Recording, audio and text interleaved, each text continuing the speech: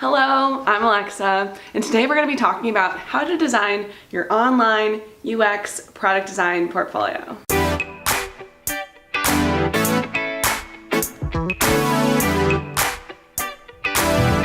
So the design portfolio is often such a popular topic, and it's not surprising because it's often what stands between you and a job interview. But I'm really excited to start talking about portfolios on this channel because there's really so much to talk about.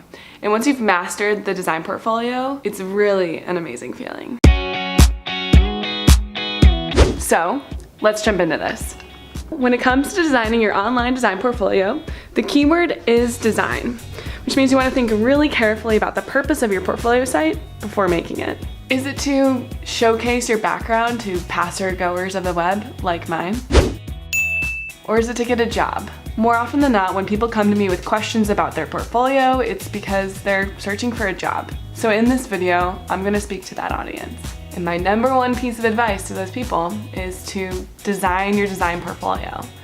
Basically, all of the decisions that you're making on how to piece together your portfolio site needs to be made in order to get a job. It actually becomes really fun when you focus your thoughts about your site in this way. Every decision becomes easier. For example, should I put this logo project on the homepage of my portfolio site while interviewing for product design positions? Well, do you plan on designing logos for your job as a product designer? Probably not, so don't include it. And there's a lot of nuance to this, so that's why I'm here. But the truth is, your portfolio site will get better the more people you show it to and ask feedback from. That's right, you've got to put yourself out there. Over the last 3 to 4 years, I've spent some time on the other side of recruiting. So I can try and paint a better picture for you of what it looks like to hire someone. When I used to review portfolios at Yelp, each designer on the hiring team would get about 30 or so portfolios to review in a given time period. So this is 30. And from what I remember, there was at least 4 or 5 designers who were doing this at a given time. So we'll add reviewing all of these portfolios like within a week. Okay. I counted this. This is 30 times 5.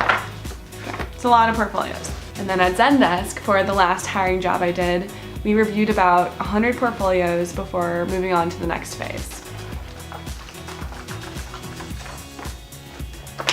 It's a lot of people. Put in a lot of time and effort, right? It's kind of crazy. Yeah, so I think it's helpful to sort of visualize your application in this way, because the key to all this is to start thinking more like a hiring manager.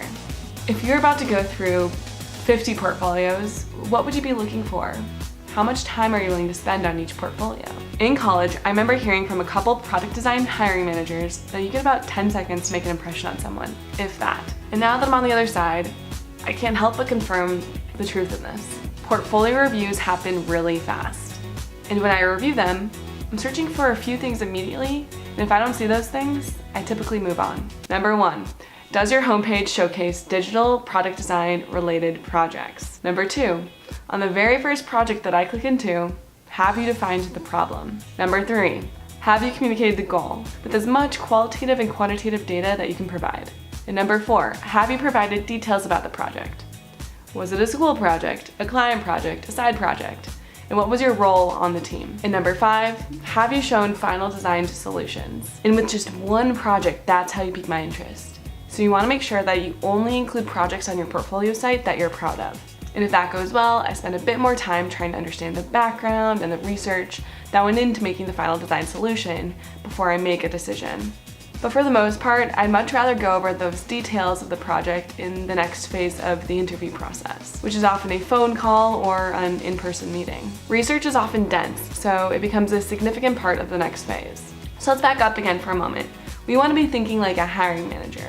So if your one project requires me to spend even 10 minutes reviewing it in order to understand the problem, the goal, the solution, then think about that times 50. So 10 minutes times 50 portfolios, that's 500 minutes divided by 60 minutes. That equals about 8 hours already, just reviewing portfolios.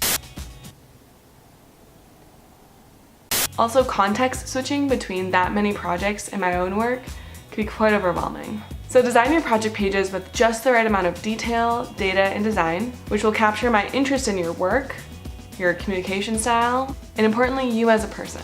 And I think that's the last point I want to hit home here before we wrap up. And if all else goes well, I always look to the About page. I want to learn about you and how you could potentially fit into this team that I work on. And I'm not searching for something familiar, rather, I'm searching for something authentic. What makes you different than anyone else that we're considering for this job? If you can hit that home, I promise that's gonna go far later on down in the interview process. I think that's good for now, at least for some basics on how to get started with designing your online design portfolio site. Being a hiring manager has helped give me a lot of personal perspective on this topic. And remember, these are just my personal experiences. I challenge you to go out and find someone else who's hired designers before and see what they have to say about all of this. And lastly, I'm really excited to be partnering up with an organization called Springboard. They have open enrollment for their UX career track right now, and surprise, you'll be seeing a little bit of me within their course curriculum. They're offering my community, which is all of you, a $500 discount off of this 6-month course, which I think is super rad. Like, that's a lot of money. And not only that, but they have a job guarantee, which means if you do the 6-month course and after 6 months after you've graduated, you still don't have a job, they'll refund you. We'll get your money back.